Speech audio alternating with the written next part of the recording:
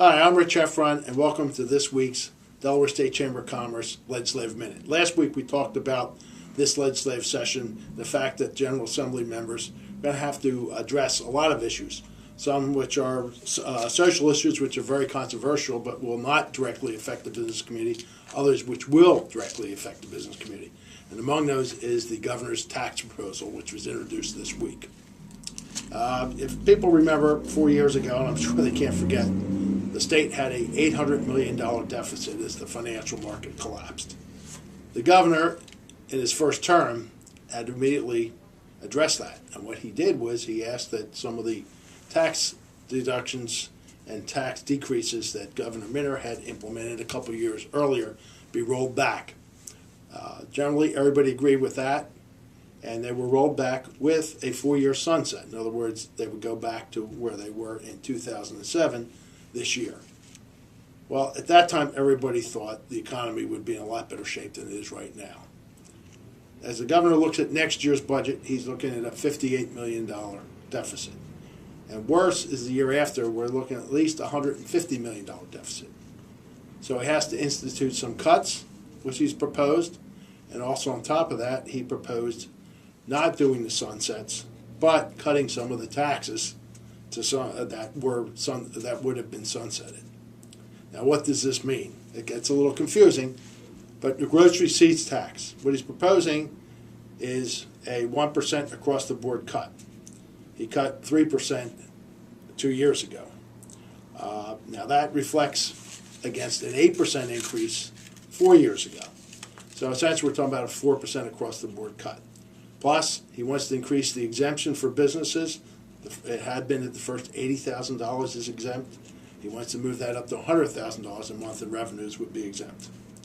And he would do some extra cuts for manufacturers, because he'd like to keep manufacturers in the state, obviously, and they've asked for some help.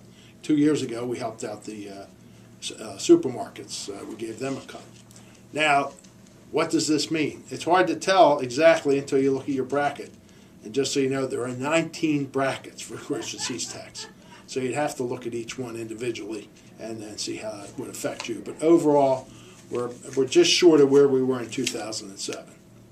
Also, 4 years ago, we increased the personal income tax for people above $60,000. We went from 5.95% to about 6.8%.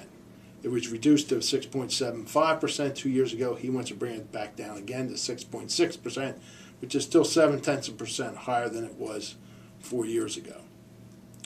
Also, 4 years ago, we brought back the estate tax, which had been eliminated in the early 2000s, with the first 3 million plus exempt.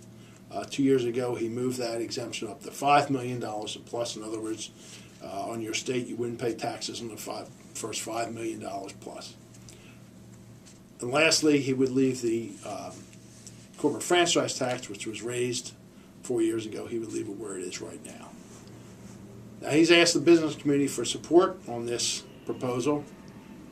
People are looking at it. We'll see where we are.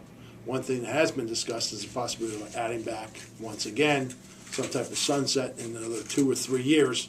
Hopefully the economy's where we need it to be and we go back to 2007 rates.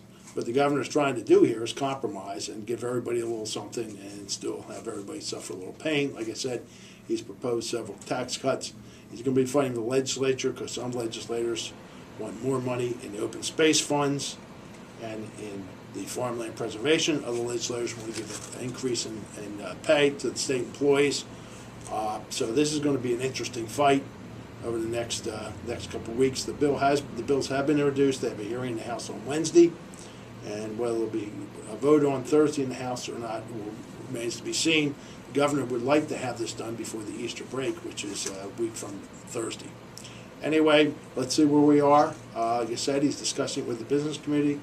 I don't think anybody knows where the legislature is right now, where the votes are. Probably it's fine in the Senate. The House is a little bit more difficult.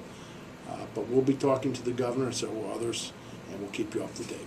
That's this week's Legislative Minute. Thank you very much. Talk to you again next Monday.